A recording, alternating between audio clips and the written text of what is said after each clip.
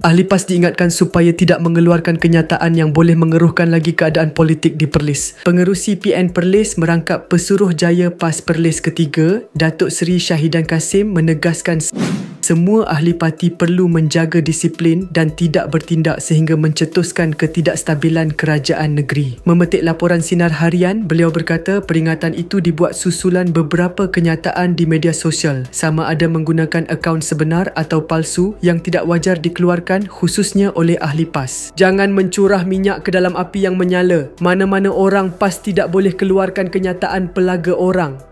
Parti ni bukan hak kita. Parti ni hak bersama. Elakkan prasangka, dan kalau ada dalam kalangan orang PAS menyalakan api, kita sedang memerhati, kita akan ambil tindakan, katanya. Ketegangan politik tercetus selepas 8 adun didakwa hilang keyakinan terhadap Menteri Besar Shukri Ramli yang kemudian meletak jawatan.